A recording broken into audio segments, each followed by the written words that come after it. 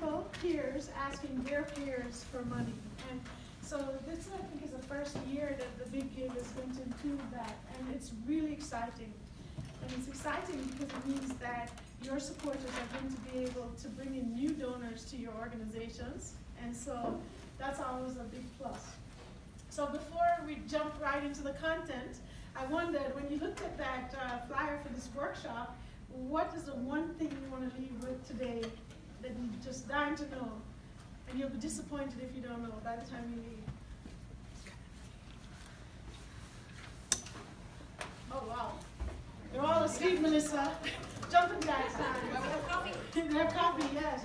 I'm guessing you probably want to know, how's it going to help your big game, and is it going to be able to help you raise more money, right?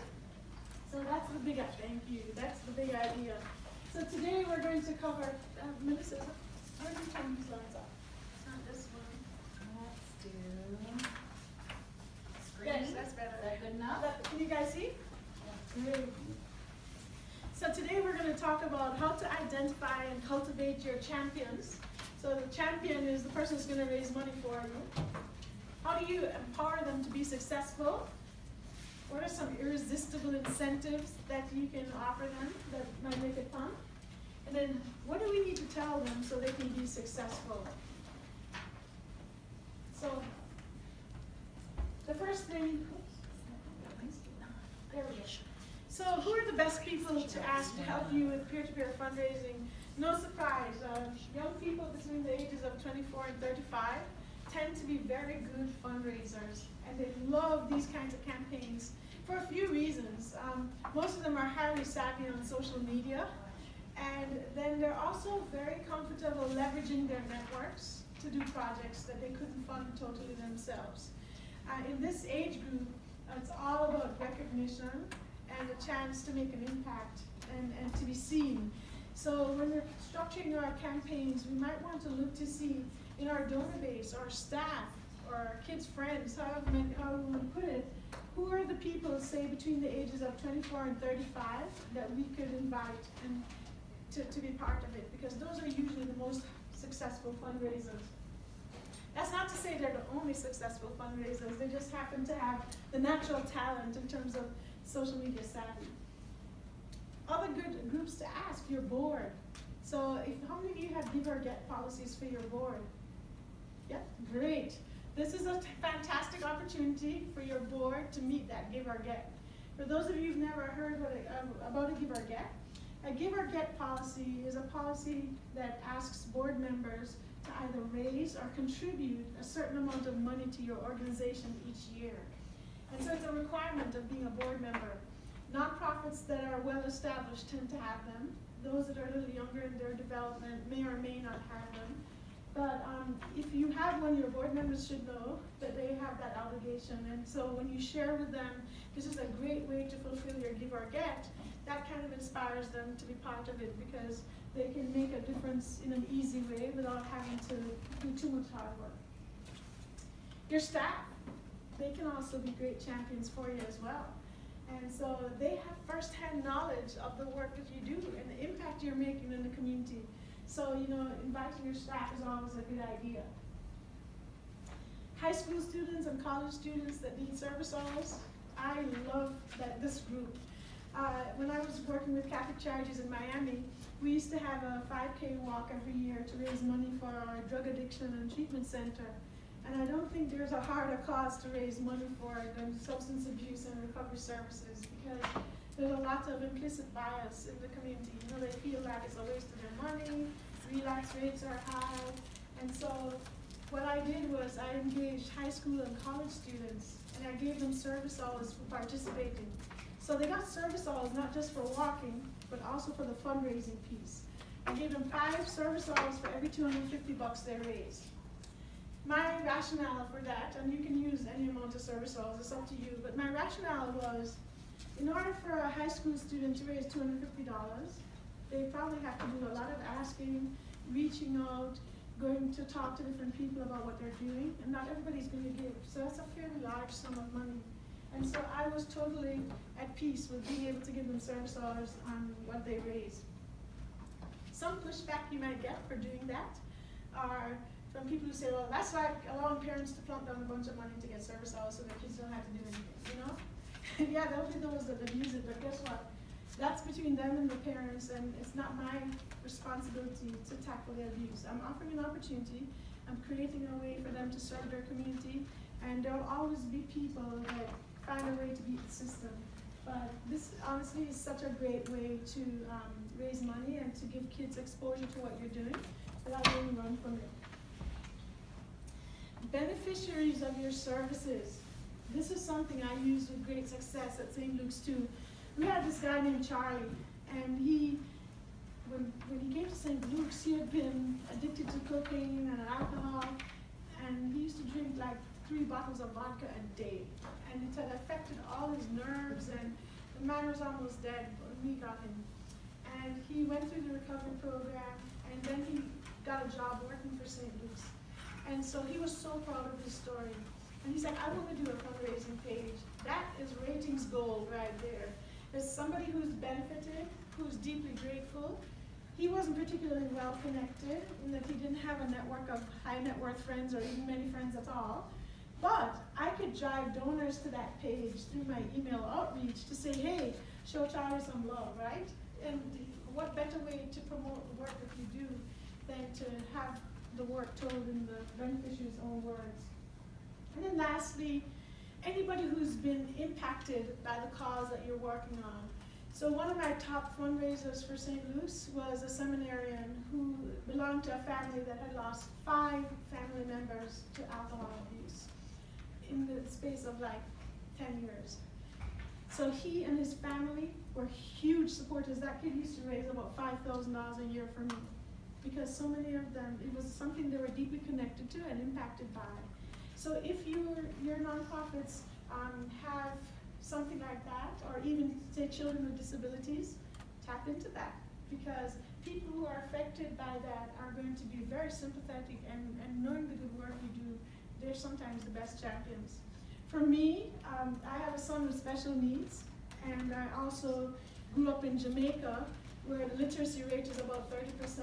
So anything to do with education, kids, and disabilities, I'm all over it. So every person that's in your network has their thing, you know. So the trick is find people who are really passionate about the kind of work you're doing, and then recruit them to have a big impact by participating with you. So far, so good? All right. So when you're going to recruit them, first you have to create a compelling reason for them to participate. I always find that it helps to lead with the what's in it for me. We like to believe that we're these altruistic beings that just do good because it's good to do good. But the truth is we do good because it feels good. And every human being is just like us. And so when we can connect the work that we're asking folks to do to what's in it for them, you're going to get a much higher recruitment rate. So for example, there's some people who are absolutely motivated by being able to be an ambassador for the cause. They're your extroverts, you know? The people who just love to see and be seen, you know, they'll fall into that group. So talk to them about how they can be an ambassador for your cause. If they're like my kids, serious bragging rights are at stake, you know? Play on that. You know, if you have a friendly rivalry, we had 2 seminarians for St. Luke's that were best friends, but they were also fierce rivals. And so they used to compete for bragging rights, you know, and we played up on that. So we had a who's at the top of the leaderboard message that went out every week, you know. So anything you can do to make it fun helps. Of course, opportunities to win prizes go a long way too. It's amazing what people will work for. We had gift cards, and they weren't even expensive gift cards. We had gift cards to different stores, and the fact every $100 they raised, they could get a chance in the raffle to win those, and people just kept raising money because they wanted to win a $25 gift card, you know, but hey, it works. And then lastly, that sense of accomplishment. So you'll have some folks, especially your board members, that may have struggled to meet their give and get. And so by working with them and really helping them to achieve it, when they're done, they're going to have a sense of accomplishment that, gee, I really can do this, you know? So those are good reasons to get them all involved. So the question is, now we've recruited them, what the heck do we do then to teach them how to fundraise? So here's what we need to do to empower them. The first secret is to make it easy for them to set up pages. That's honestly the most difficult part of a peer-to-peer campaign. So the way that it works is you recruit somebody who says, yes, I'll raise money for you on the Big Give date. But they can't just raise money. They have to go to the Big Give website, and then they have to say, I want to raise money for XYZ organization. They have to put in maybe a photograph of themselves or their email address, and it's a template that they fill out. And believe me, it's Rachel proof. You know, they make it really easy. But people are intimidated by things they don't know. And so the hardest part is really to get them to go to the website and do it. So I found that some of the best ways to do that are to have workshops where they can come in. So for the seminarians, I would go in for 2 hours one evening, and we tell them, bring your laptops, and we literally had a party to set up fundraising pages. It doesn't sound like too much fun, but it really was. You know, and they set them up, and they had a good time with it. If you can't do it in person, the next best thing is to offer them assistance by phone. Board members especially, don't give them a choice. You say, John, when can you give me 15 minutes to set up your fundraising page? You don't ask John if he wants to set up his fundraising page, or ask him when it's a good time. Say, I need 15 minutes, where in your schedule is that going to happen? You know, you're not giving them an opt-out. And then during that 15 minutes, have a screen share program, something like Zoom or TeamViewer, where you can look at his screen or he can look at yours, and you just walk them through, okay, click here, type your name here, do this, and they're always amazed at how easy it is. But somehow they couldn't do it on their own, right? So you're gonna have different types of folks. The younger ones that are in the 24 to 35, they'll set them up and be off to the races with no help from you. You know, they're very savvy. But especially our middle-aged and more mature donors, they might need a little hand-holding. And then the third thing that I do is I make sure I have a cheat sheet for them. Now, this is where me and my colleagues have a good laugh. So I'm the oldest geriatric on our team at Never for Good. The others are all in their 20s, with the exception of my boss, Brian. He and I are about, I think I'm 5 years older than him, but he's very tech savvy. He's one of these guys that has every gadget known to man, you know? So when we do instructions, I'm like, well, just write it down in Microsoft, create a Word document and write it down, and then I can follow it, because I print it out and I put it next to my computer, and I can go, okay, click here, okay, got it. Well, my Nate, who's my colleague that takes care of Nebraska usually, he's 27 years old, and he says, okay, no problem, I got this, and he sends me a video. So every time I want to do something, I gotta watch a stupid video. I'm like, I just need step by step, I don't have time to watch a video.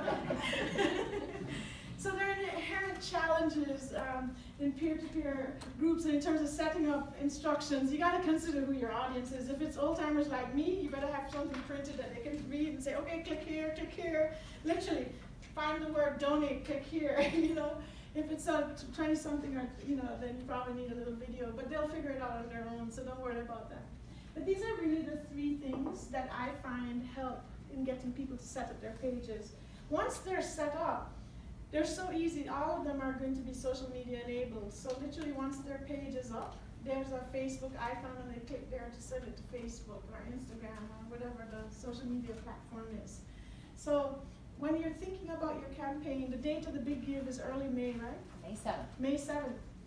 And today is March 7th. Isn't that providential? A typical peer-to-peer campaign lasts for 8 weeks. And the reason is you need 2 to 3 weeks for what we call a soft launch, and then you can start raising money. Now, they can set up peer-to-peer pages now, they just can't accept donations yet, right? As of April 1st is when the cheer page function becomes accessible. So, strategy time. I know it's a little bit of competition for bragging rights on which nonprofits make the most on Big Give, right? We should have bragging rights. If we don't, call me Melissa, we'll be all over social media, right? So try your strategy. I want you, on April 1st, you need to have a list of people that have already committed to setting up pages for you, like your board and staff, even if it's just them. So that when April 1st comes, you've already set appointments for your one-on-one dates or you know, workshops or your phone calls. Schedule them ahead of time. Get them set up as fast as you can on April 1st. and then that way you're good to go. You've got that part out of the way.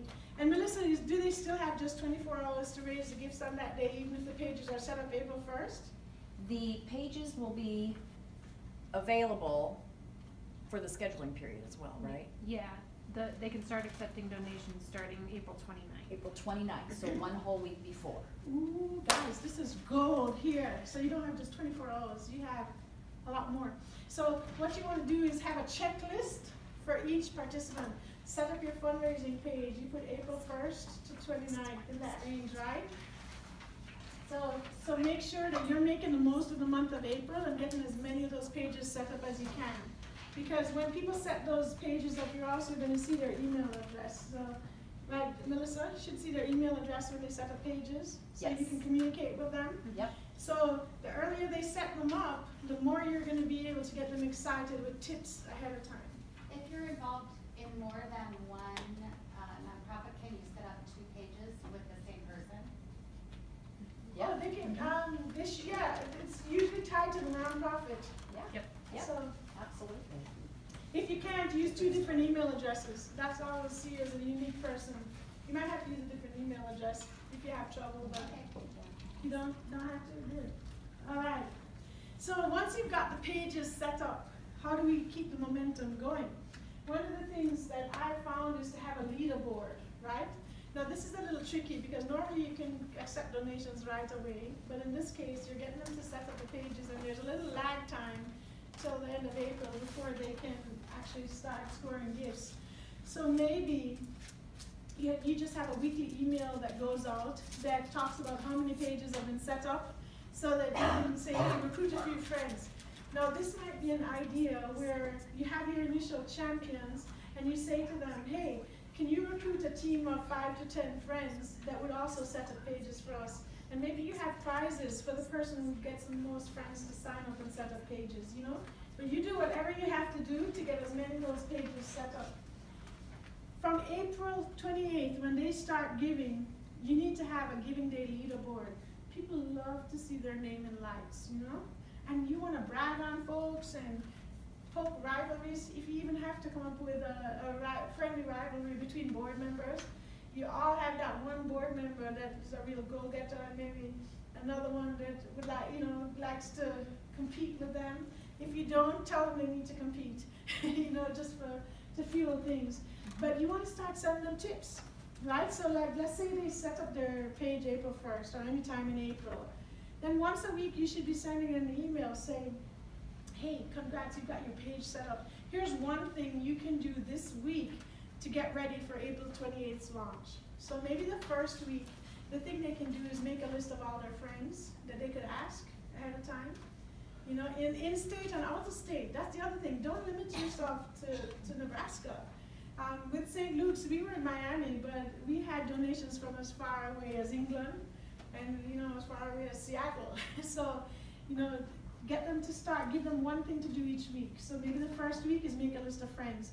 Maybe the second week, they're talking to folks, second and third week, to secure their commitment. Yes, I will give to this campaign so that you can win a prize, The prize is what motivates. So each week, here's one tip. Once they've made a list of friends, then you say, okay, next week might be, well, who else do you know other than your friends? And that's where you put things like, who's your barber? Who's your financial planner? Who's your accountant? Who's your fill in the blank, mechanic?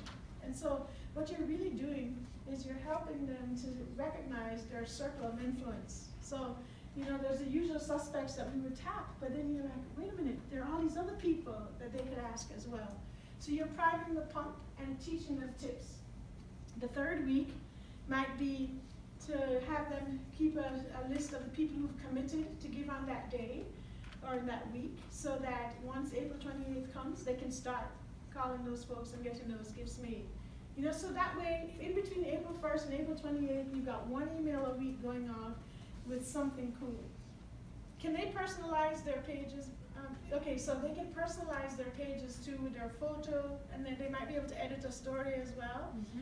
So, maybe you, in the email, you look at all the fundraising pages that have been set up that week, and look to see if there's somebody who has done a really good job personalizing theirs, and share it with others. Say, hey, look guys, did you know you could do this really cool stuff and make your page your own? So plant someone to do it. So if you have a board member, help a board member personalize their page so that you have an example to show them. So how this looks, the young man who lost 5 family members to alcoholism, his page was all about how, since he was a little boy, alcoholism has touched his family.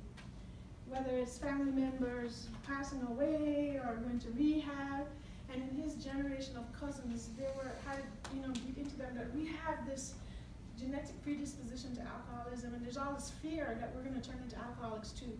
And he told his whole story, and that's why I'm walking for St. Luke's, because I don't want any other family to go through the pain that I've been through.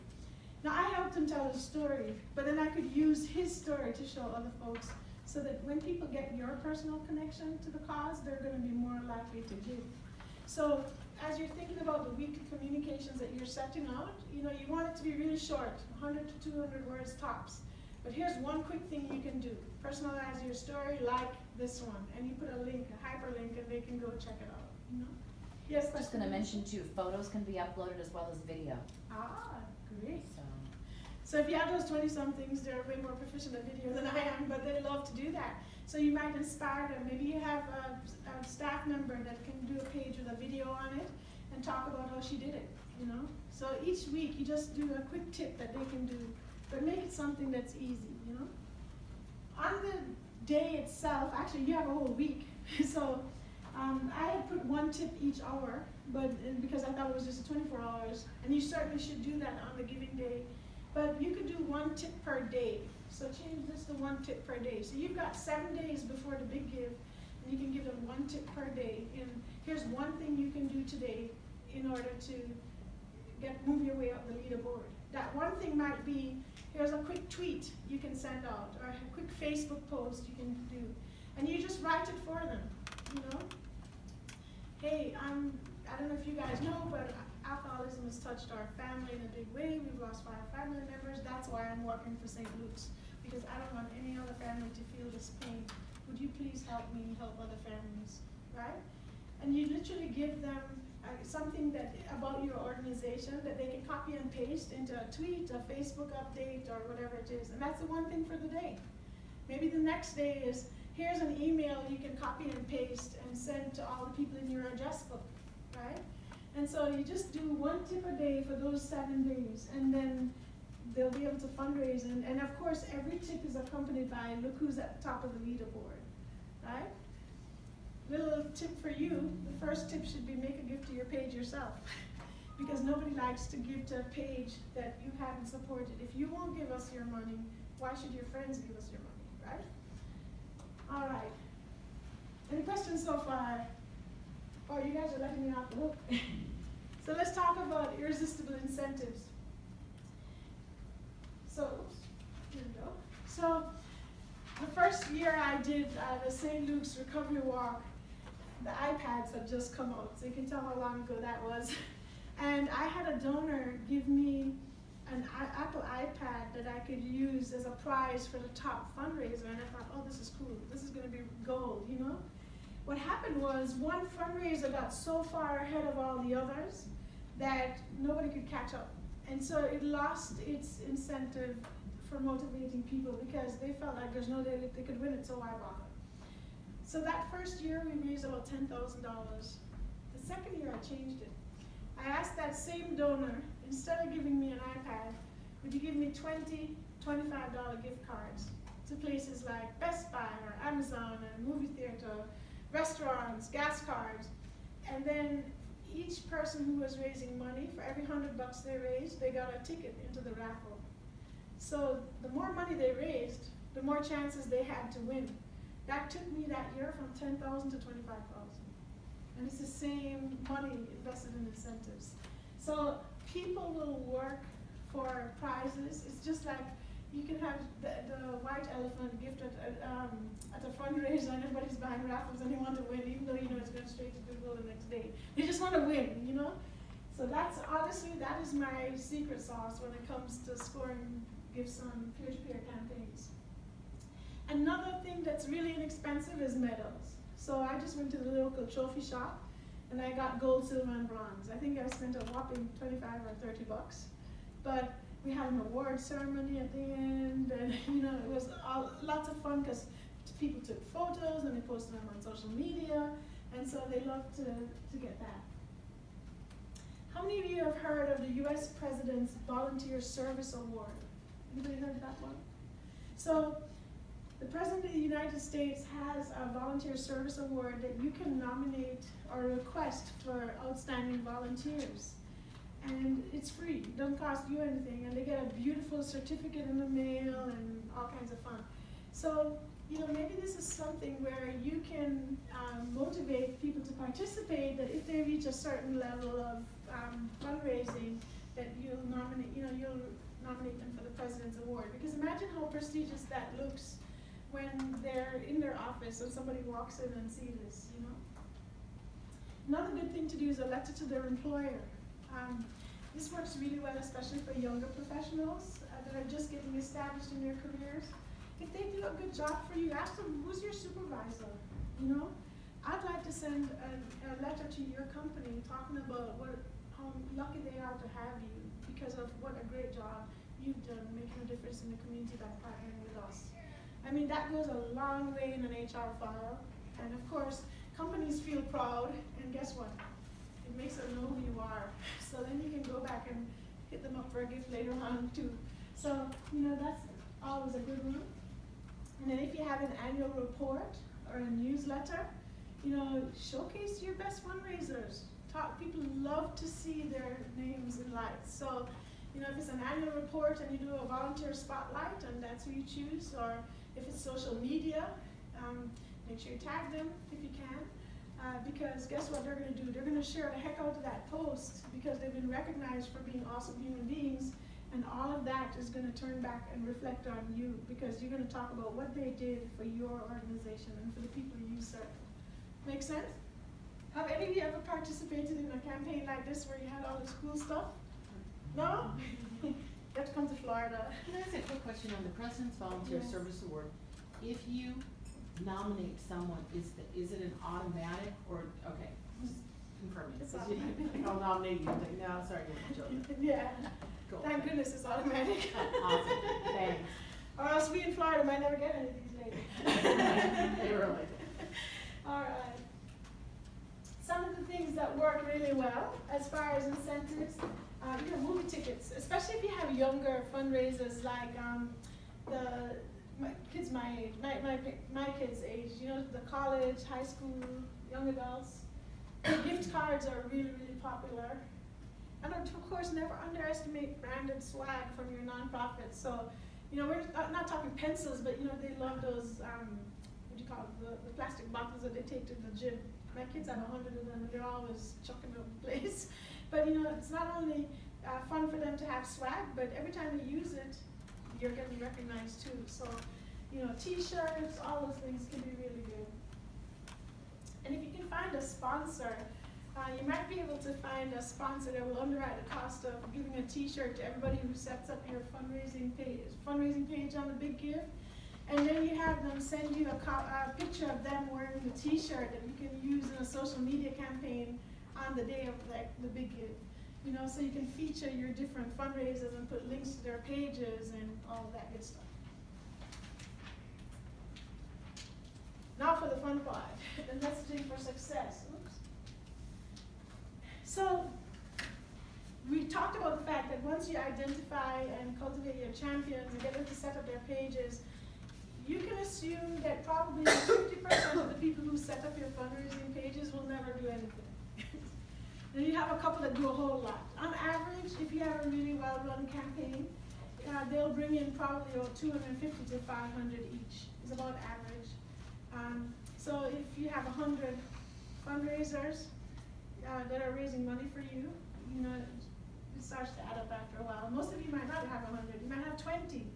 There'll be 4 or 5 that work hard, and the rest will do very little. But on average, you probably will see about, say, 200 to 250 if it's your first year and you don't know what you're doing. So really, it's a numbers game. The more people you get fired up, the more potential there is for you. So once they set up their fundraising pages, then it becomes a matter of, okay, how do we prepare them to tell the story in a way that is going to resonate with other people? So the first thing you want to do is help them figure out why are they fundraising for your organization so that they can personalize their pages, you know?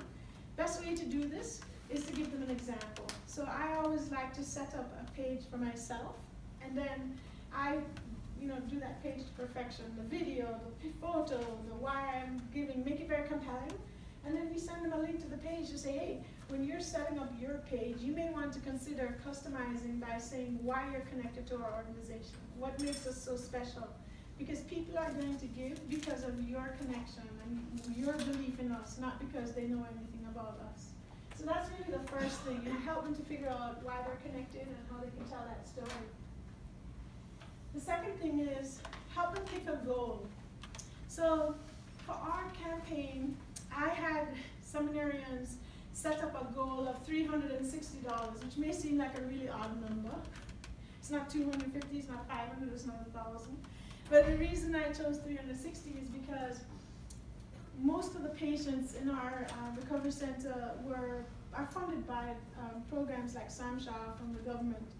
And it really was mind-boggling to me that government will plunk down $5,000 a month to put somebody in a treatment center, but they won't pay for the $30 of medication that keeps them from having the schizophrenia complications that will then make it impossible to treat them. I mean, that's just mind-boggling to me. For $30, you don't keep somebody mentally stable so they can take advantage of the treatment. It makes no sense, but this is government, right?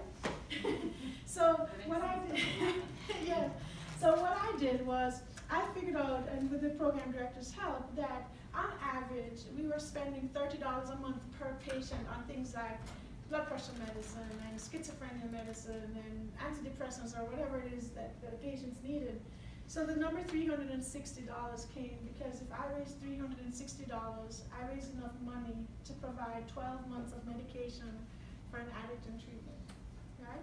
So we're tying the goal to your mission.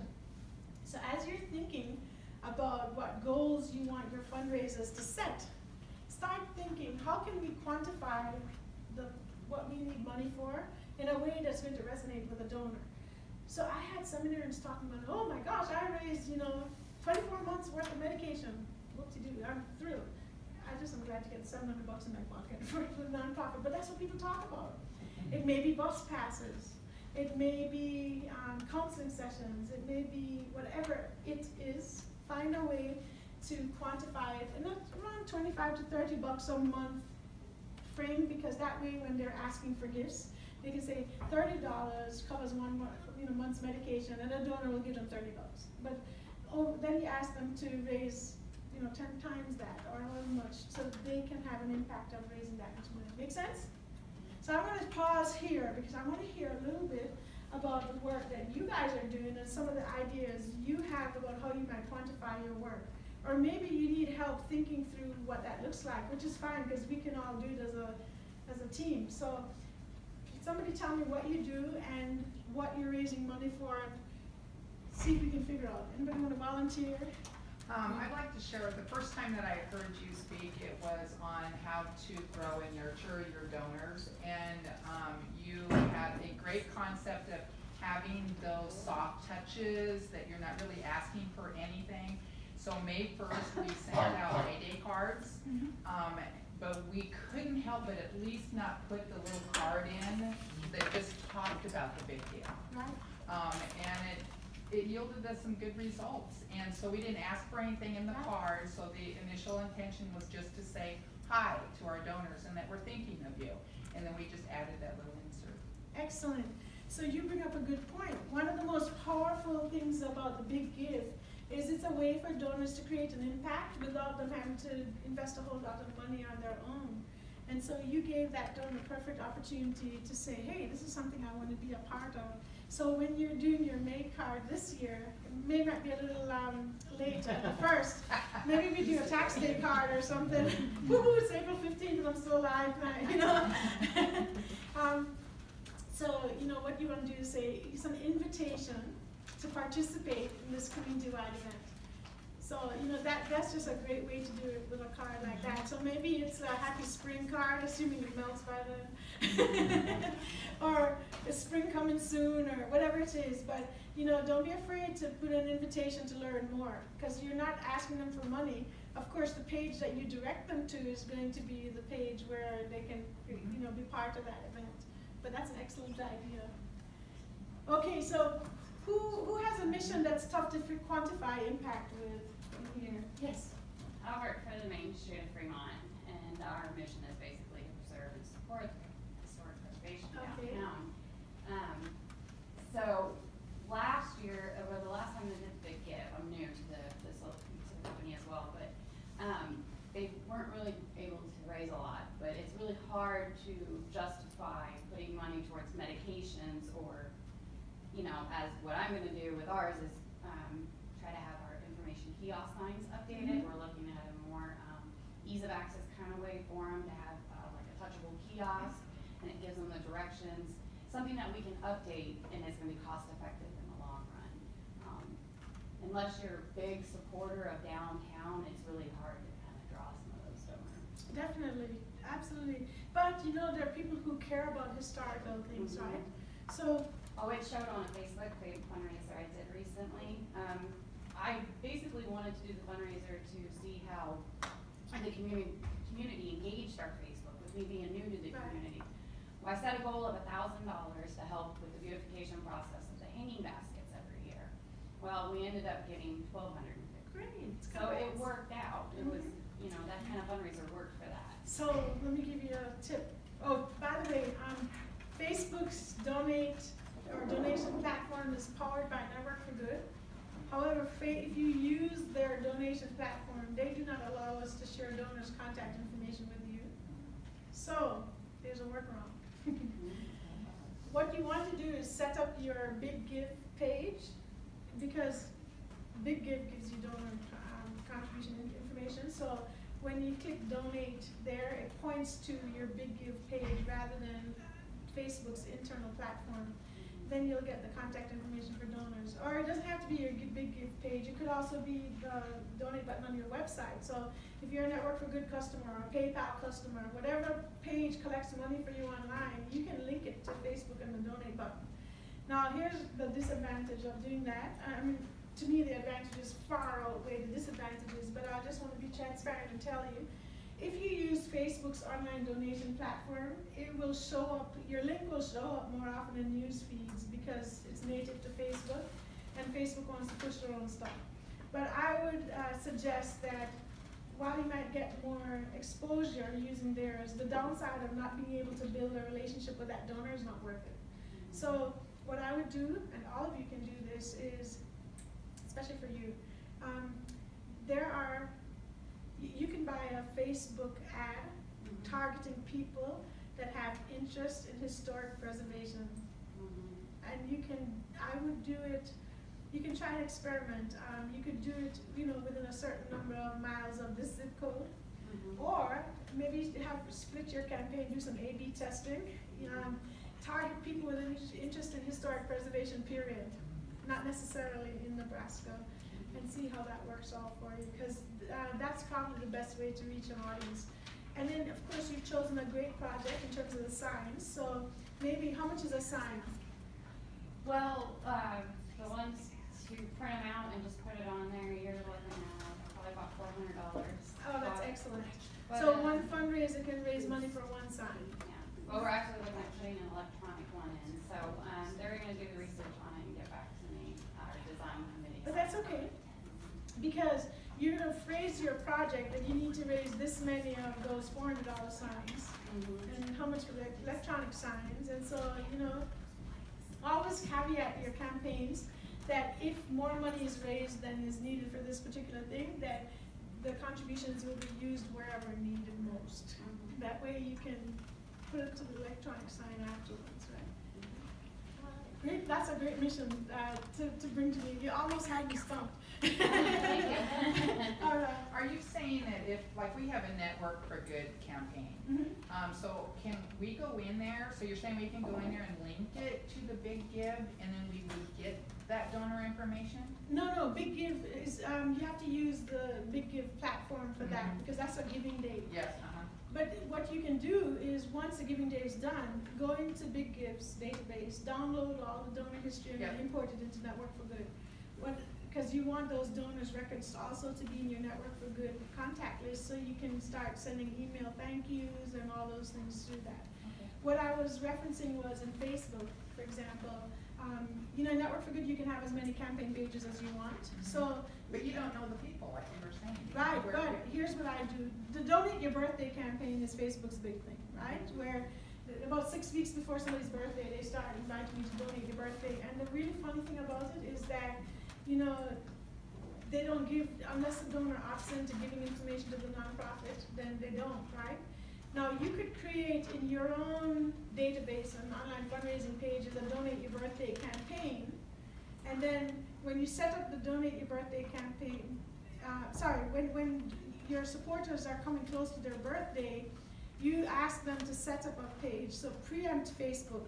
Facebook goes about 6 weeks before the birthday. So 8 weeks before their birthday, you send them an email to say, hey, are you tired of having stuff you don't need, packing up your house kind of thing? How about donating your birthday for a good cause? When they set up a fundraising page on Network for Good's Donate Your Birthday page that you've created, they can share that to Facebook. And so they can still promote. It's just that it's processing through Network for Good. The disadvantage of it is, or I shouldn't say disadvantage, the difference is, if you use Facebook's Donate Your Birthday campaign, they're gonna give you more exposure. But guess what, the friends who are gonna give to you are gonna give no matter what. So it's better for you to create a Donate Your Birthday campaign and teach people to share it to Facebook rather than relying on Facebook's native platform. 1 second. And one more thing, all of you have the option to have a donate button on your nonprofit's Facebook page. Link that donate button to your Network for Good fundraising page. Don't use Facebook's platform. If you don't have Network for Good, you might have Bloomerang or Salsa or something else. When I say Network for Good, obviously I work there and I have a high opinion of it, but this applies to any fundraising software that you're using, if it's PayPal or whatever. Facebook allows you to have 2 options on the donate button on your nonprofit page. You either use their donation platform or you can provide a link to an external fundraising page. So that's what I'm suggesting you do. Okay. Make sure that you have always linked to your own versus using theirs if possible. Thank you. You're welcome. Yes. I've seen, for example, the flower baskets for Main Street, you see in your feed, how much they've raised. And as a person looking at the feed, it shows people who have donated, but you're saying, is it because those people have said, I don't want to be anonymous? How can I see if you can't see? Well, it will show the people who've donated, but it doesn't give you their contact information. Just the name. So They you give you a can see name. all the names. but Yeah, you so I was can't able to look go at in and emails. think, Okay. Now, in a small town like Fremont, everybody knows everybody, so chances are you can probably look it up in your property tax records, but that's more time consuming for you. But, so that's why I suggest make it your life easy. I hear you. So you get names, but you don't get the page where they put in their email or their Right. address. Got it. Super, thanks. Unless they've opted in, which Got it. most people don't. Got it. The other advantage, go ahead. So my organization always needs money, but I need people. Right. I need people to be mentors. So how do you, I need money, but my main goal is to have people who will be mentors. Are they paid mentors? They They're get volunteers? volunteer an hour a week. Okay, so what you need is a staff member, like a volunteer coordinator to head that up, is that what you're saying? I'm the staff, so You're the staff. that'd be me. But you wanna raise money to hire additional staff? No, No, you just want to recruit mentors, mentors. For teammates. okay? And you want to use that for the Big Give? I wanna raise money too, but I want people to be mentors. Is there something within the teammates group that would, like a tangible item that would benefit each of those students that are participating in it. Like maybe it's a collective iPad or a computer that's available that they can use after hours if they have projects or something like that to use. I don't know, maybe try to put that tangible item in with that volunteer. Or let me ask you a question, do you have to run background checks on mentors? Yes. How much do you pay for that? $35. Round Yeah. about. There you go. Wow, There you go. thank you. That's a great idea. This is the brainstorm. Thank you, Good. that is Go. really good. But to add on to that, could you do a fundraiser to say, I want you? So even if you donate $1 or something, you know, I get your contact information to be able to contact you to be a teammate. I'm a teammate, sorry. Honestly, you know, I think they're two separate campaigns. You know, for the Big Give, it's all about the money. Okay. Not mentors on Big Give Day. That's two different campaigns. Right. What I would do though is it costs you money to not only recruit but also to clear and monitor teammates, right? Yeah.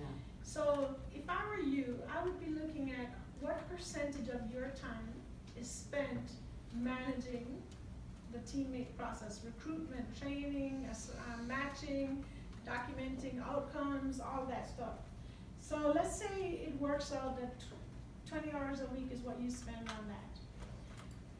You can come up with a cost for that. That means 50% of your salary and benefits are a direct cost of that mentoring program.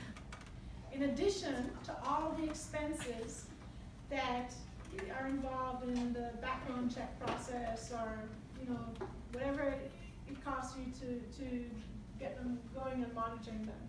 So now you have a documented cost of what that mentoring program costs you, and you're gonna look to see, well, how many hours of mentoring do these mentors provide in a year? So let's say you're spending $25,000 and you provide 1,000 hours of mentoring for that. Then you have a cost. For $25, you can provide an hour of mentoring to a student in need. So that's where we have to get creative in thinking outside the box, you know, because lots of times our overheads are not covered by grants. Because I don't know why grant makers don't like to cover overheads, but anyway, that's a whole other story.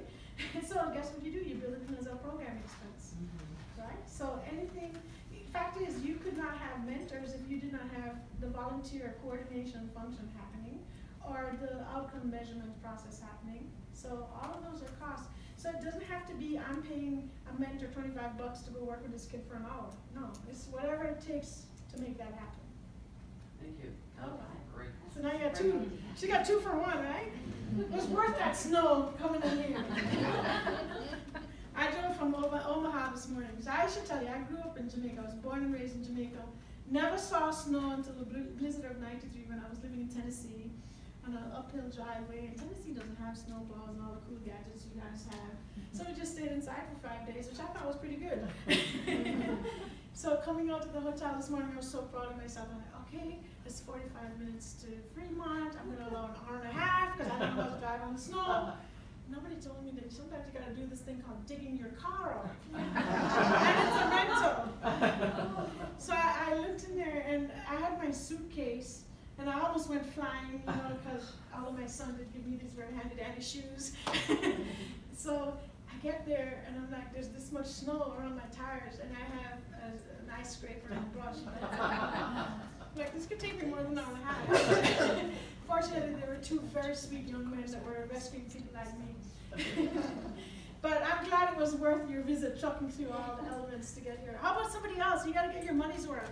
How are you gonna quantify impact on your pages for your mission? We've got the historical society, the mentoring. Who else has got a tough mission? Oh, they've got this figured out. I'm the executive director for a nonprofit, and I'm a little bit older, Okay. so I brought one of my college-age supervisors. Great. Because she's a social media expert. Awesome. We all need one. We do.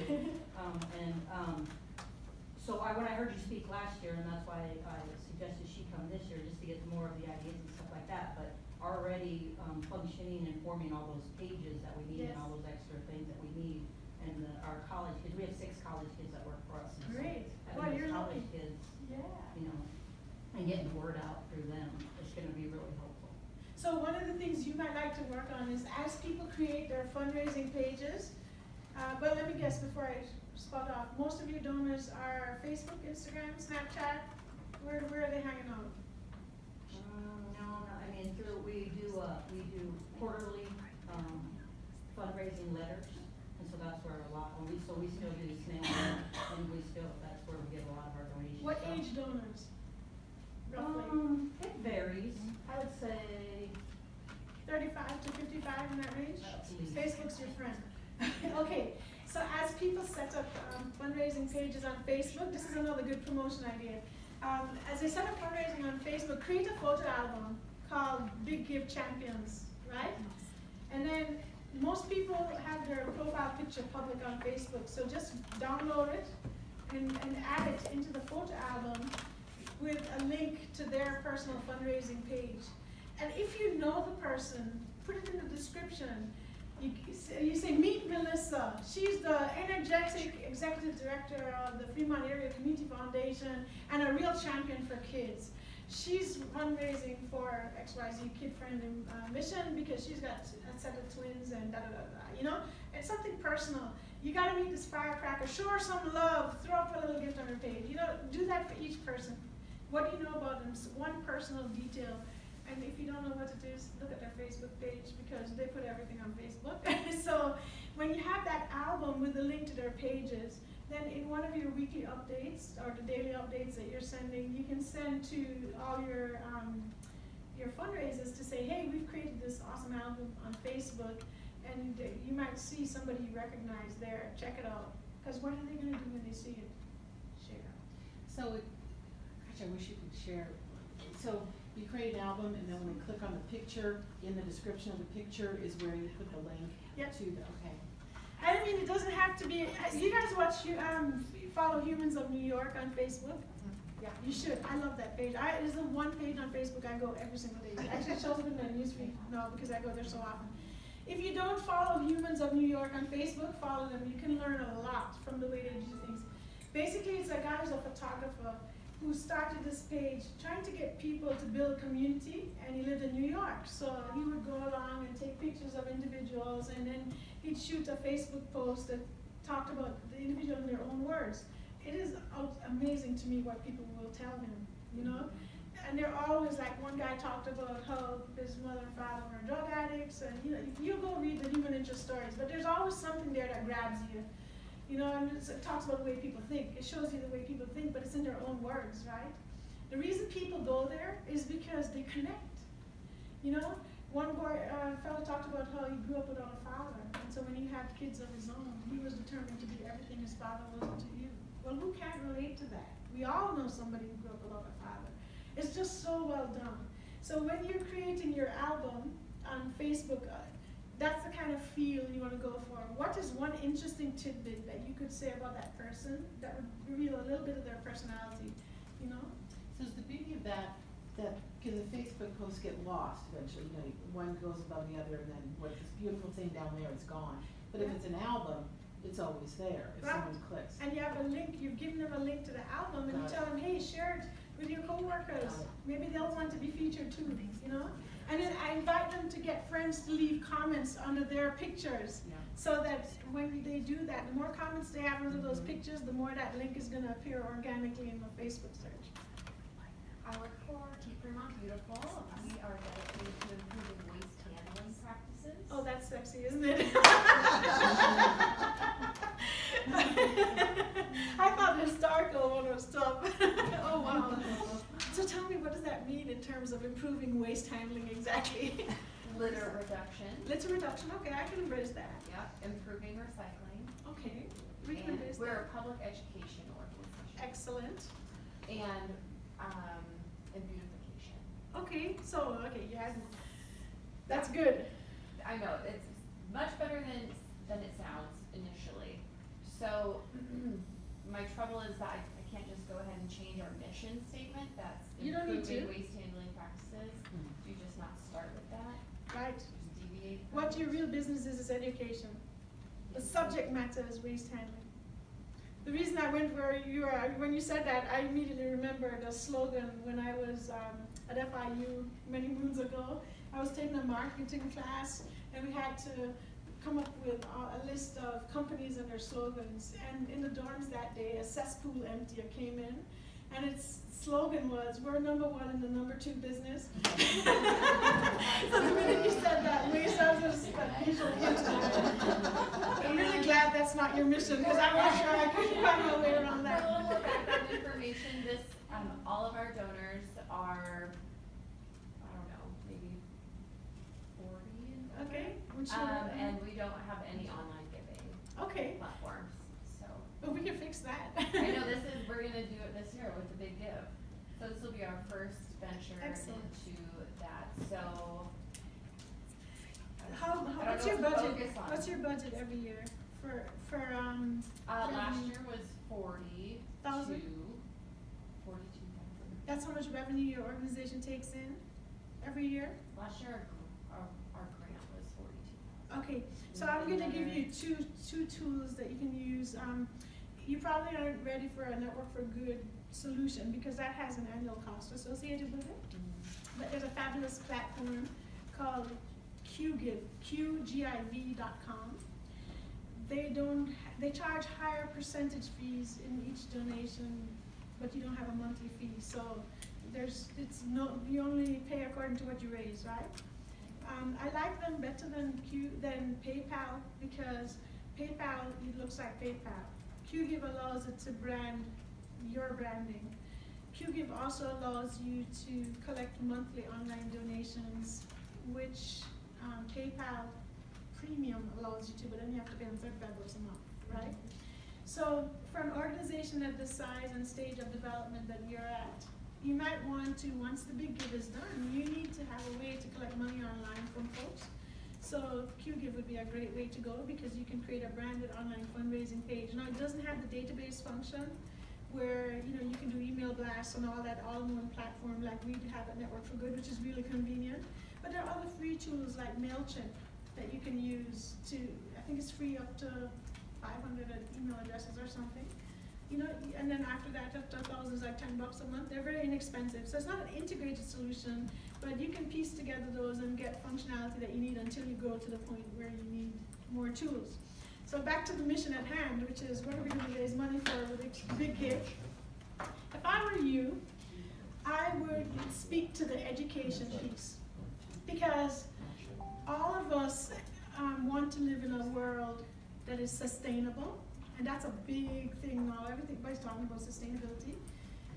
We all want to live in trash-free environments. We are all very conscious that plastic straws contribute 100% of plastic, but we're all focused on that now rather than all the plastic bottles we buy with the water. But anyway, hey, awareness starts somewhere, right? So that's what you want to focus on. Is your mission is education. Your topic or subject matter has to do with the waste. And that's a whole lot easier for a donor to get behind than the other alternative, right? So when you're thinking about what you want to raise money for, how much money do you want to raise on the big give? I don't know. Okay, so let's start with how many people do you think you could recruit to set up fundraising pages? Oh, maybe 20. Okay, 20. So let's say each of those people could raise you $100, then that's a reasonable target of $2,000 for the big gift, right? So then you look to see, well, what projects do we have around that price point? So is there an educational seminar, or are you breaking into a new school, or what are you working on that could cost you about $2,000? There are a variety of programs. I'm relatively new to the organization too. Sure. I'll have to see what the board, I guess, wants to focus on. So here's the thing, you don't want to raise money for a specific project. No project. Because you need unrestricted funds. Okay. What you're doing here is to quantify potential impact, right? So let's say it costs you $500 to do a series of educational workshops and hands-on experiments at a school. I don't even know if that's what you do, but let's just work with me here, right? And for that $500, you can educate 50 kids, right, on that. well then your cost per kid is $10 a kid, right? So you get that as an example, you know? $500 educates 50 kids on this practice. But then you give other examples too. So maybe you have other projects that you do. So by listing a variety of projects that need to be funded at different levels, that's how you maintain your unrestricted funds. Otherwise, if you're gonna say, I need to raise $500 to educate kids, that's all you can use the money for, right? So when you're working your numbers, guys, make sure, like in your case, $35 pays to clear a volunteer, you know, this one. So you give different examples. All right, boy, you've got a tough crowd here, Melissa. Waste management, historical society. All right, who else? Who else? That needs help with their impact statements for Big Give. Yes. Mine's usually easy, it's Habitat for Humanity, but then you have, I mean, you get old with doing paper doorknobs or paper box of nails or something like that, so I'm trying to think of something different. Something different. I used to coach Habitat for Humanity of Wood County, Ohio, with Mark O'Hashy. You know him? No? And the thing is, Habitat's projects tend to cost a lot of money. Right. All right, question, how many pages can you get set up? I don't know. Oh, That I would mean, be first I to would figure out. I would shoot for 30 to start with. Okay. Do you guys also do the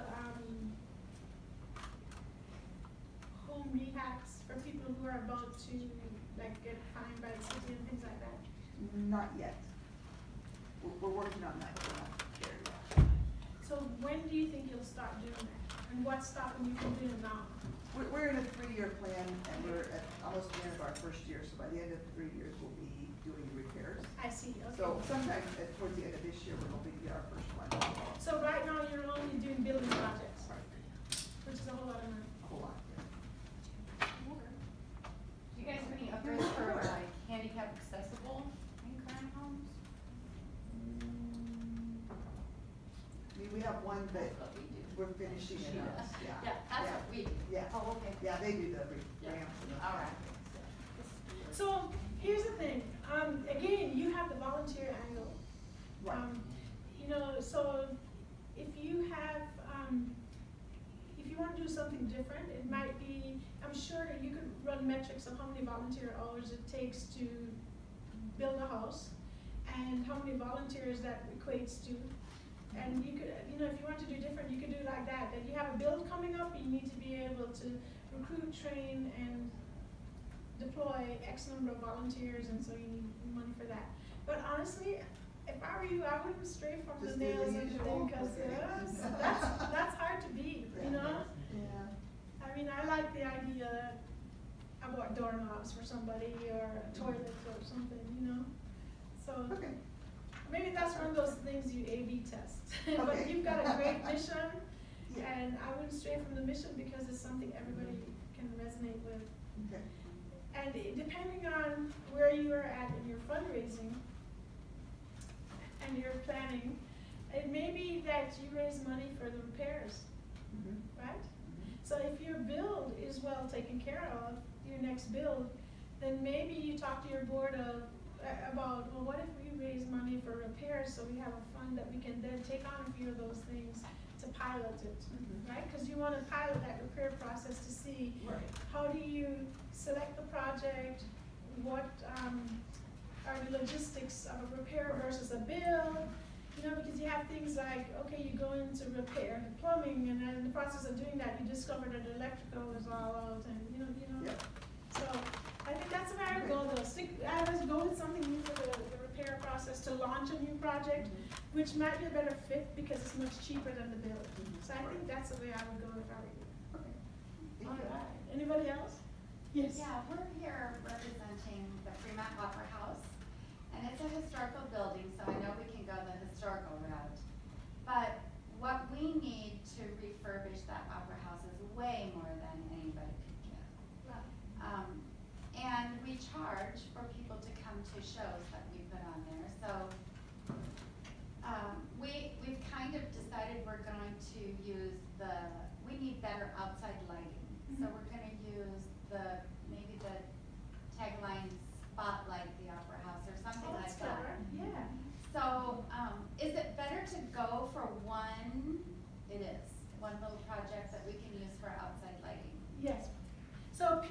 peer-to-peer campaigns, typically the average peer-to-peer campaign raises $10,000. And the things that work well are immediate needs, something urgent, something tangible that people can see.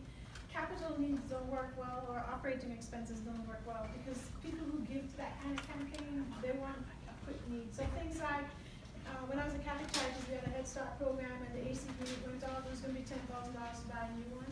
That's urgent, quick, so I would definitely focus on something urgent and quick. The lighting thing,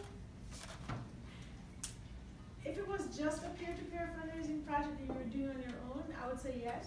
But look at all these other people in the room that are gonna be raising money on that day. I think you might, do you allow, let me back up, do you bring low-income children to the opera? Yes, last Bingo. year we had all third graders. There you go. It costs money to host those kids. That's what I would lead with on a day like today. So if you know that it costs you $10,000 to bring 100 kids to the opera, or 1,000 kids to the opera, raise your money for that, because with the low income aspect of it and the arts education, you could do so much with that. Lights, so what, I go to opera in the day and I'm a good night. People, it's just not that compelling to a donor, although you need it. So that's the kind of project that I would build into a broader capital campaign or something, or an appeal that not so much peer-to-peer. Thank you. Yes. So our organization just merged with another nonprofit organization. Kudos, give her a hand, please. That is like so smart. Yeah. So, and we rebranded and we have a new mission and all of that, but to focus on one thing, so let me tell you what we do. We have a 30-bed emergency shelter, we have 3 supportive housing programs, a homeless prevention program. Hold on. Yeah. As a donor, I don't know what supporting houses is. Supportive housing, I know as a social worker. Sure. I don't know what homeless prevention is. Mm-hmm. What I know as a donor is that when it's like this outside, people need warm beds to sleep in. But do I focus on one thing? But how much does it cost you to host somebody for a night? $57.64. But we also have a food pantry, so like we have a lot of things. But remember, the more choices we offer a donor, the more we lose them. Yes. So have you ever read that book that, what's the one thing, I think is the name of it, it's a white cover, The One Thing is what it's called. It's a fabulous book. We were just talking this morning about time management. So it's a really good book. It talks about how in a world of distractions, it's so easy to lose track and be unproductive, and what's the one thing that's going to move the needle on what you're trying to do. And it goes for whatever you're working on, whether it's fundraising or whether it's personal development or balancing a ridiculous workload. So I would tell you, focus on one thing. Don't give the donor they don't care whether you're using your money to provide a bed for somebody or feeding somebody, as long as they're out of the cold, you know what I mean? Sure. So the thing is, you want unrestricted funds, right? So in that case, I would say, your gift of $57.64 provides a warm bed for one person to get out of the cold at night. Your gift of X amount buys a bus pass, or so if you give illustrations of the different gift levels, you are raising unrestricted funds without muddying the waters with the technicalities of how it's all done. And we kind of have that, but last year, each nonprofit had their own big gift, I guess, and so now I want to make sure that we're, the donors that supported both last year are still supporting both programs, essentially. Instead of 1 and 1 equals 1, I think it's equal 3. So. I'm not sure I agree with you on that. Okay.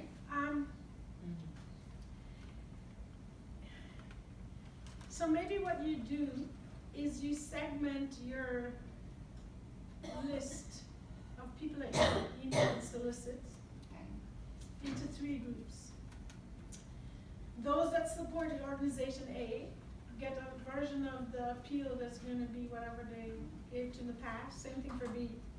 And then those that are giving in the middle,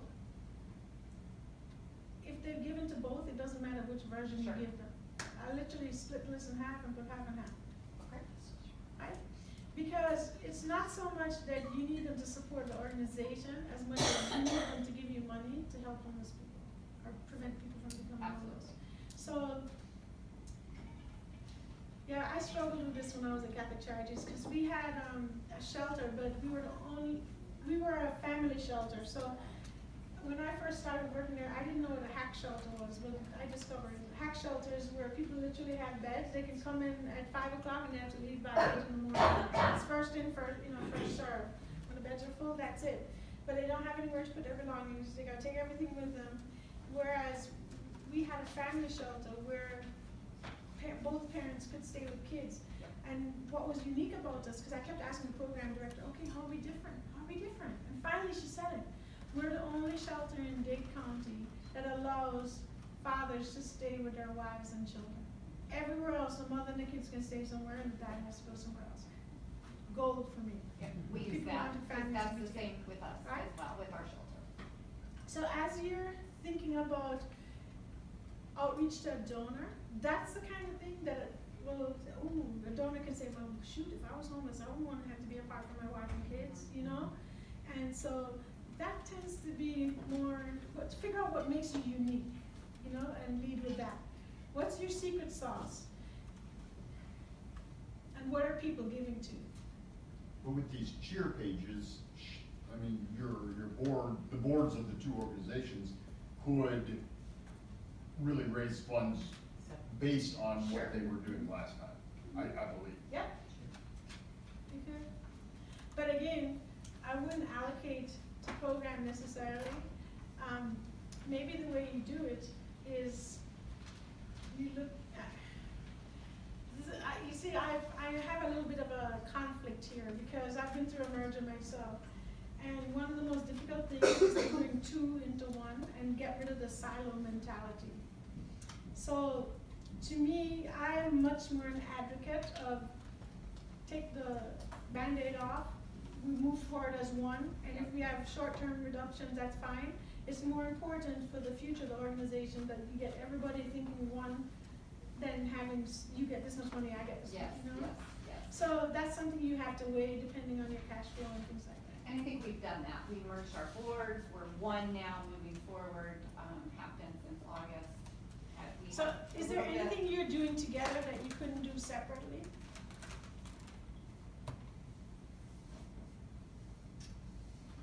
Well, they were different organizations, so what do you mean by that? Well, like, are you launching a new program? So when the two organizations merge, there's some efficiencies that happen and savings that happen from being able to share staffs and boards and all that. So with that in mind, are you launching any new programs or just doing more of the same? We will be launching new programs, but right now we're doing more of the same. So do you need money to launch new programs or you need money right now? What's the new program gonna be? Well, it's youth, for youth. That's what I would, people love kids. Lead with the one new project that Nyla is known for. Okay. That's in that lane. That would be my suggestion.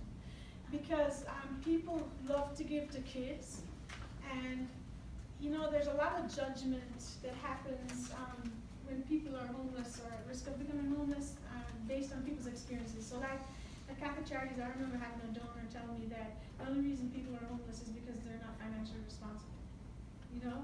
But that, I couldn't be mad with him because he grew up affluent. He's never known what it's like to get laid, you know what I mean? So you kind of have to meet people where they are and take them where you want them to go. So I think you have less landmines to navigate if you focus on the youth element. All right, you had a question? What's the best way? So we're here representing the Opera House, and we provide entertainment, and, but what's the best way for us to compete against all of these other nonprofits that do wonderful things for people in need? It's not a competition, in the sense that. But it is for the same dollar in a small community. I need you. Go ahead. I need you. Yeah. So I need you. I need you. So I'm going to tell you, I'm not an opera lover. I'm a theater lover. I grew up in the We don't theater. do opera. No, I'm just telling you, just from my perspective as a donor, right? On the Big Give Day, I love theater, children's theater especially, because that's, my mom mother kept us in there for years. We had so much fun, and then that's why I'm comfortable doing what I'm doing today, because it gave me public speaking skills and confidence, right? So opera though to me is like nails on a chalkboard. Like I literally get the chills. I mean, it's like turn it off. It's just not my thing. Now reggae music, that's a whole other I did find one reggae music station on here in Nebraska. So for me, I'm not your tribe. So it's not so much a matter of competing with donors rather than finding your tribe. And is our name keeping us, because you said, I don't like opera. We don't do opera, but the building is called the Fremont Opera House. And it's more than 100 years old, and that's what it was named back then. But we do education and entertainment for everyone in the community. So maybe, that's a question for your board, and honestly, it may be a problem, may not, depends on who your audience is. I mean, people who live in this area probably know the Opera House. It's a landmark, they've got a relationship with it, in which case it may not be such an obstacle. Now, if you don't do any opera there, well, maybe it's time to have something at the Opera House, like children's theater at the Opera House. Whatever it is, you make the Opera House a tagline rather than the main event, but that's something you need to hire a consultant and marketing person to help you think through. As far as Giving Day goes, I think most of us understand that in a world where people have so much stress to carry and we are constantly bombarded by digital devices and things, research shows that we've lost that ability to connect with each other on a human level, especially my kids' generation and the ones after them. So I think what you have to offer is important, and donors like me see that. So when you tell me that you're bringing kids into your facility to teach them the creative arts or have them experience life through art in whatever form that takes, whether it's theater or opera or something else, that gets me excited, because every one of us needs to have that left brain, right brain balance. And what's missing in our community is the arts, right? So okay, maybe you don't think it's as compelling as maybe people who are feeding hungry people, but donors don't think that way, Focus on helping the donor connect to causes they love, and you'll have it, And true story, I have a son on a ventilator who's severely disabled. He's 20 now. Before I became a mother, organizations that serve people with disabilities were not on my radar, because I never knew anybody in Jamaica who had a disability, because parents didn't let their kids out of the house if they had a disability. We didn't have the resources that we have in America for early intervention and all those things, or fancy wheelchairs, or like the Americans with Disabilities Act that forced businesses to be accessible, so they weren't seen. So for me, when I came here, I mean, it's kind of ironic that I have a child. Now it's all I think about, I went to Rome last year, and I'm like, my son would never be able to get into any of these buildings, So when you think of your mission, remember that every donor that you're touching has their own personal experience that led them to the causes they care about, right? Nothing you can say to me is going to change the priority in my life of the causes I go. Number 1 is disabilities, 2 is literacy, 3 is kids, right? Nothing you can tell me is going to change that. Now that doesn't mean I'm not interested in doing things. I support other organizations too, usually my clients, or because a friend is volunteering for something, and yeah, sure, I'll support you, because guess what, they support me. So you have to remember, donors don't think like we do. We think, I gotta compete with this. I'll tell you, like I did last year, I told you guys this. Don't worry about being in competition with anybody else. Focus on making sure that your donor thinks you rock because of the love and attention you pay them and the impact that you give and the opportunities for them to engage.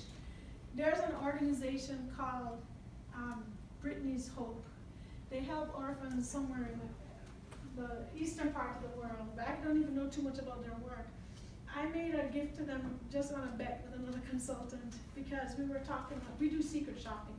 So every now and then I'll go and make a small gift on different websites just to see what does a nonprofit give back to me as a first-time donor. And she had told me that this organization, they called, and she got a call from the executive director within 30 minutes of making that first gift. I'm like, get out, that's not possible. And I got a call after 26 minutes. Wow. Right? Now, it's not a group that I had any particular affinity to, but because of the donor experience they gave me, I still support them. You know? So it's how you make them feel. Your job is to recruit people who care about the cause you love, and then give them the feels. That's it. So lead with your low-income kids coming there. So, because if you look at budget cuts in school, the first things they cut are arts and sports. And those are the two things that help kids to burn off energy so they can focus and exercise their brain so they can learn, right? So I think you have a compelling case. Don't focus on the alcohol piece. Thank you. You're welcome. Anybody else? All right, was this helpful? I'm glad. So I'm glad you went first. You got everybody else going. So the third thing you need to do when you're messaging your champions, you've helped them to tell their story of how they're connected to your organization. You've helped them set a goal that's connected to the impact of the work you're doing. The third thing is to remind them to make a gift themselves. So on April 28th, your email blast that goes out should say, guess what, fundraising pages are live. First thing you need to do today is make a gift so that when others go to your page, they can see that you're putting your money where your mouth is, right?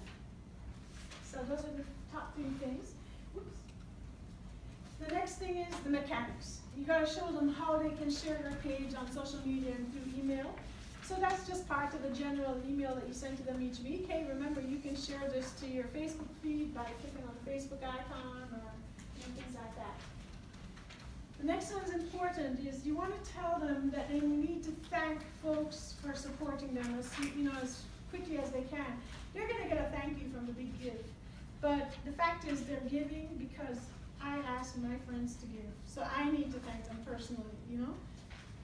They may not, most people don't think to do that because they assume the donor's getting a thank you letter from you. But the more you can encourage that, it's going to do 2 things. First, it's the right thing to do for the donor, but more importantly, it gets your fundraiser more engaged in what you're doing, and it reminds them how much impact they're having. Every time they have to send a thank you, they're like, oh. And then on the day of the big gift, encourage them to be competitive. Check your progress, you know, and make sure you're climbing that ladder. Now, they'll be at work for 8 hours of that day, but they still have, what's that, 16 hours outside of work that they can do it, or lunchtime. Oops. This thing's very sensitive. It is very sensitive. All right. Sorry about that. That's all right. It's my finger. The other thing you want to do is get them to get your lists. So they need a brainstorming list like we talked about. So when they set up their pages on April 1st, the first task you give them that week is to make a list of all the folks that they know, like everybody they know, whether they think they'll give or not. Brainstorm a list of every single human you know, right? The following week, okay, prioritize the list in order of who you think will make a gift, and start talking to them about, can you count on them, right? And so you're really helping them to secure commitments from donors. So ultimately, they start with a brainstorm. Then they talk to folks to figure out who's going to give, and they land up with a list of people who are committed to give on that day or in the week before, which is the ultimate goal. They need to land up with a list of all these people are the ones that I need to make sure give on the giving day or in the lead up to the giving day. And then talk to them about the power of asking people who've committed to give to them, would they like a reminder on the day or leading up to it? And if so, would they like a reminder by text or by phone or by email, you know, so that you're basically showing them that people will say they give, but at the end of the day, you have to remind them on that day to do it, because otherwise, we're all busy people, you know? And then on the day, throughout the big give, there should be a way that they can check to see who's actually given throughout that day. So tell them what they need to do is have a list of people who've committed to give, and as the gifts come in, strike them out, so that by the 6 o'clock when they're running home after work, they can call those that haven't given yet and have one last big push just before dinner. Make sense? All right. Oops. So I'm going to, Melissa has this presentation, or she will after this, because I think I hit her spam folder instead of her inbox. So What I wanted to give you on this slide, that link that says click here, when you get the slides, you can click there and it gives you all these email examples that you can use. Now, word to the wise. Every single person in this room is getting my cheat sheet. So if you use it word for word, your donors are going to be like, oh, up a minute, what happened here? So put it in your own words. It's just to give you an idea or a starting point of what you want to send out. And, I find when I have a starting point, it's a lot easier for me to get things done because I don't have to think about everything. So I know we've covered a lot of ground today. We talked about how do we identify our champions, how do we cultivate them, how do we motivate them, and finally, what do they need to know to be successful in terms of the mechanics? What do we need to tell them, and what do we need to help them tell their stories?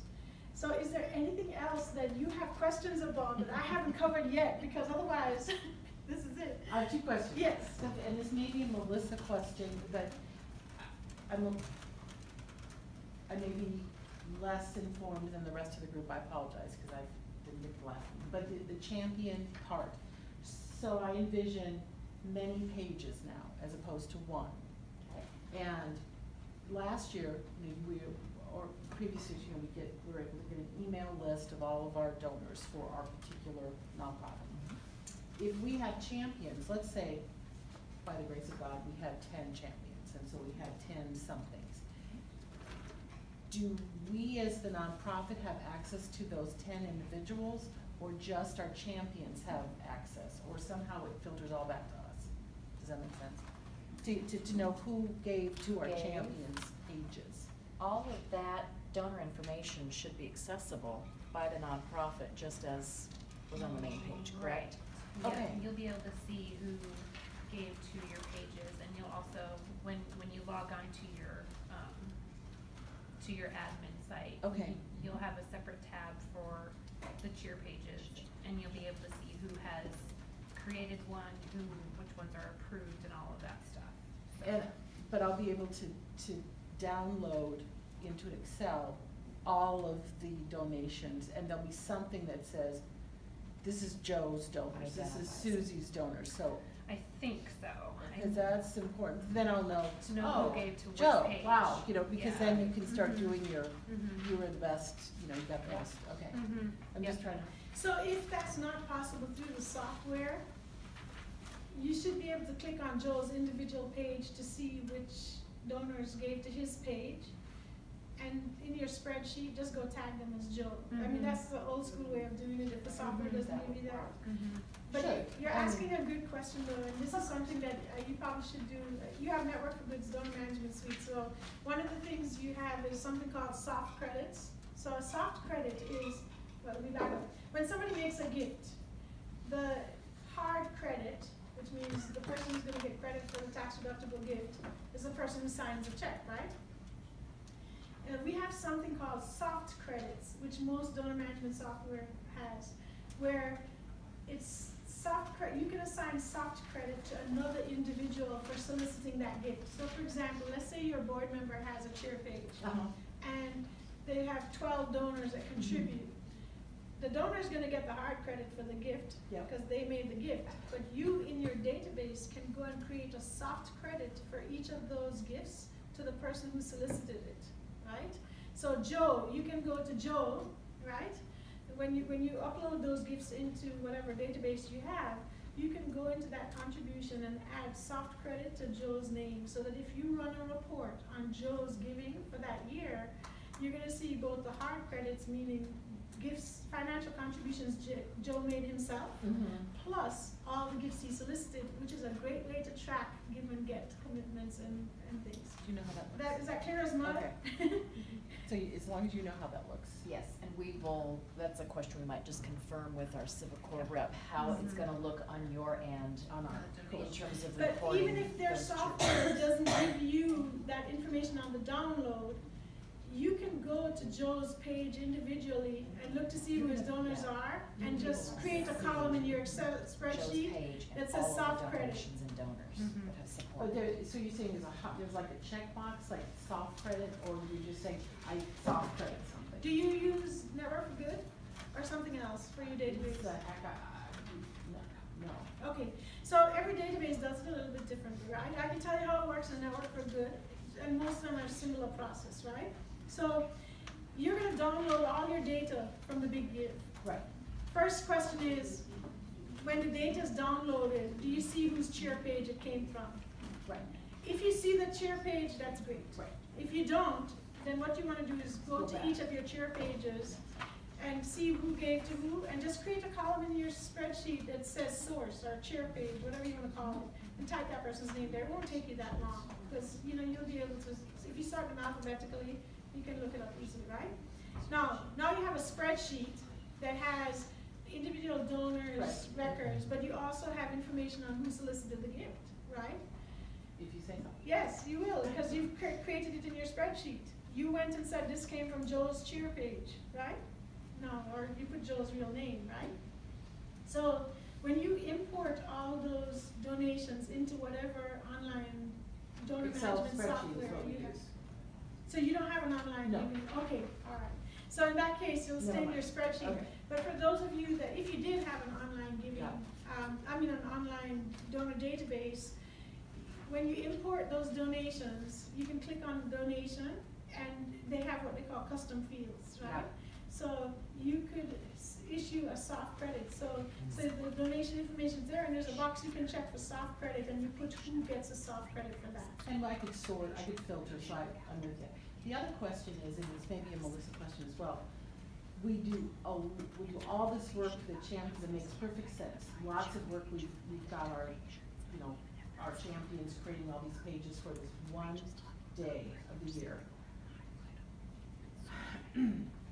How can we recycle everything we've created so something is available all the time?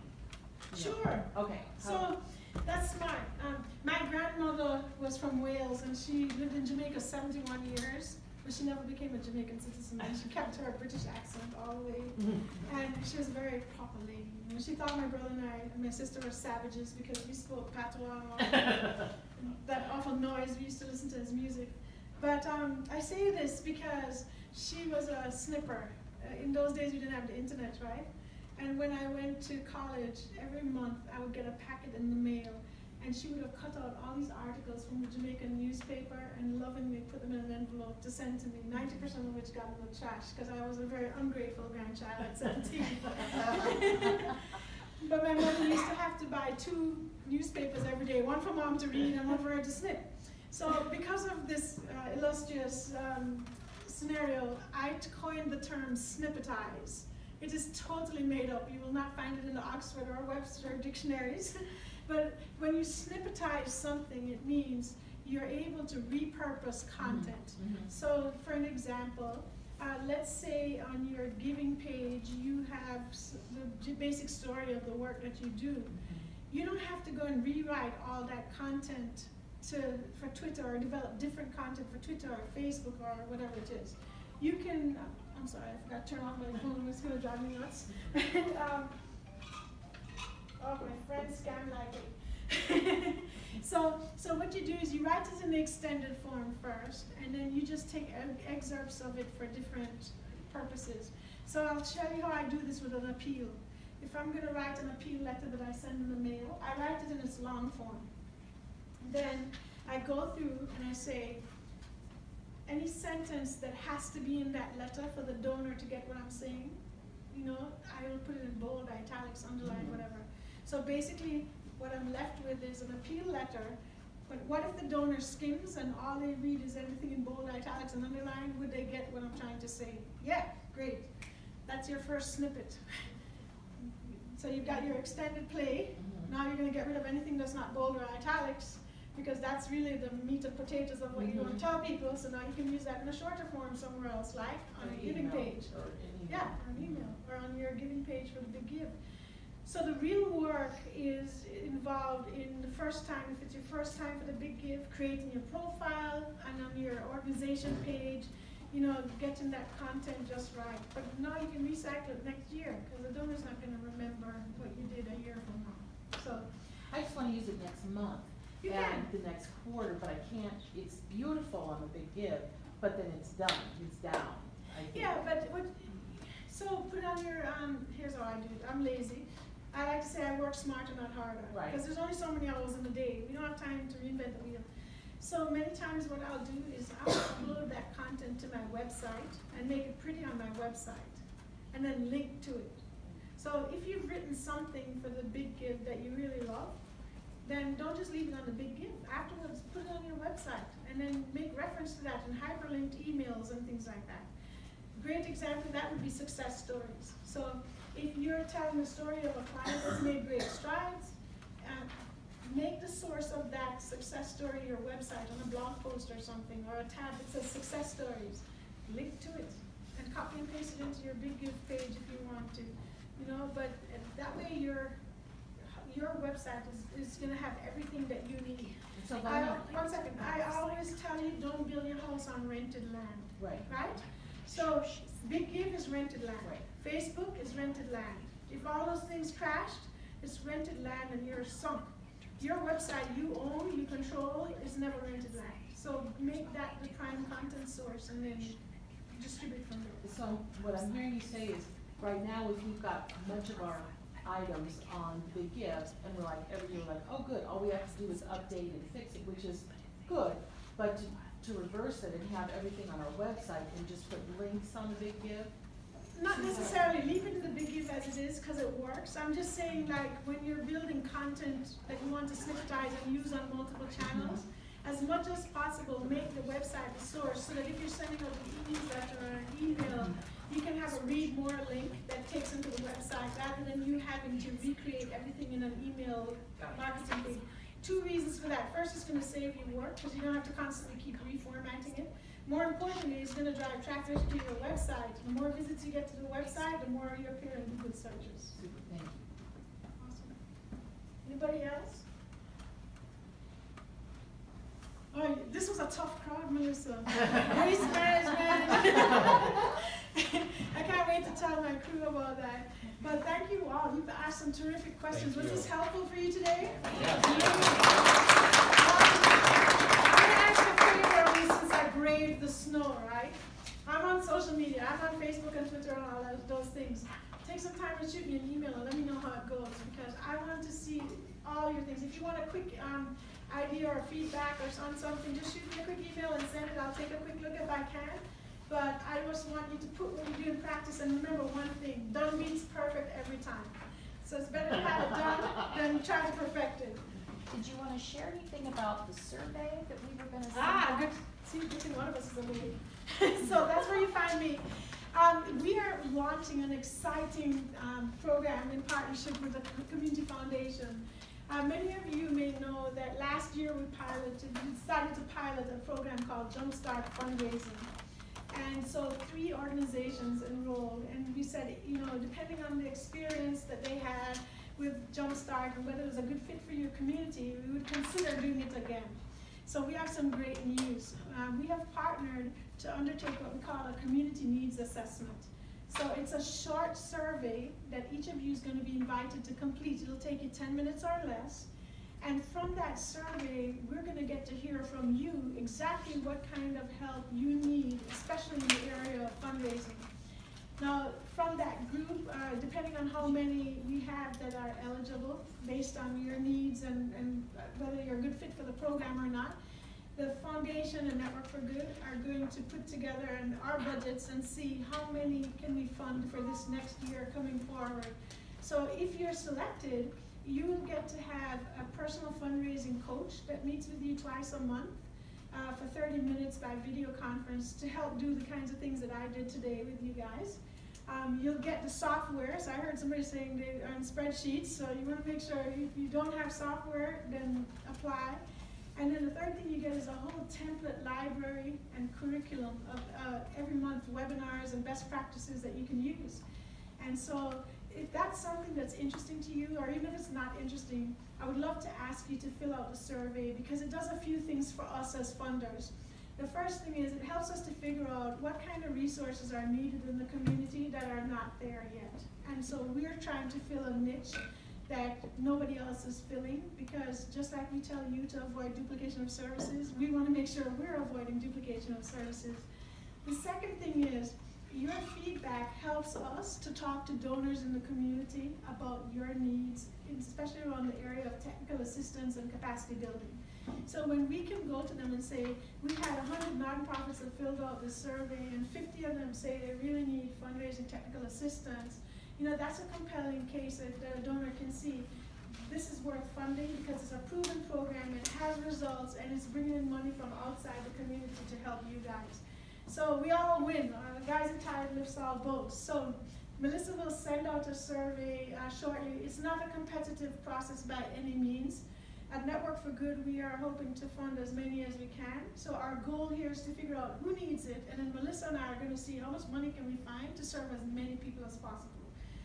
It may be that you get access to it this year or next year, but as long as we know you need it, you're interested, and you have fit the profile of those that we know do well in the program, then we're going to be able to help you and get you. So please, please, please, we have a short crunch time to get it done.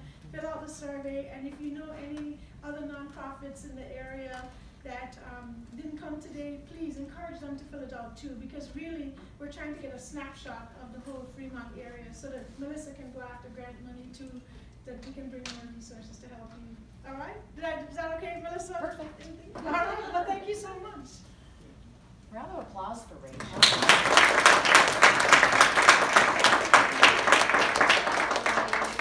I had more fun than they did. I can't wait to tell my waste management story. Such great information. We need to just have a Rachel with tuck in our pockets, don't we, and take that to our work. Thank you very much, Rachel. And just a reminder, this will actually be coming out in email form to all of the nonprofits, so make sure you catch those who weren't here today.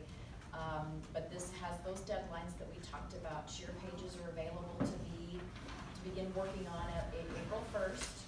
You have until the day before the big give to make sure they get submitted for formal approval, and start working those steps. Build a list. That Rachel was Step talking one, about. build your list of who am I going to ask to set up a page, right? Yes, absolutely. So, any other questions for us about just Big Give business, since I have a lot of big givers here? Nobody? Everybody's good? Wonderful. Oh, yes. Will we get notification that our profile is approved? Yes. Yep. Once you submit it, you're finished. You want to submit it for approval, then we get a email triggered to us, and we go ahead and we review it and tell you you're good to go. Do you also, if it's not approved, Yes, if there's something that, you know, if there's a piece that maybe you missed, or that an idea, sometimes I'll have like, oh man, I wish that she had a picture of this, or something like that. Then I just start communicating back with you, and we, you know, go back and forth that way on the portal. So you'll always get a notification when you submit something from us that we've gotten it, we've approved it, or if there's feedback. Okay? How much did Big Give raise last year? 355,000. So we can do 500,000 this year, right?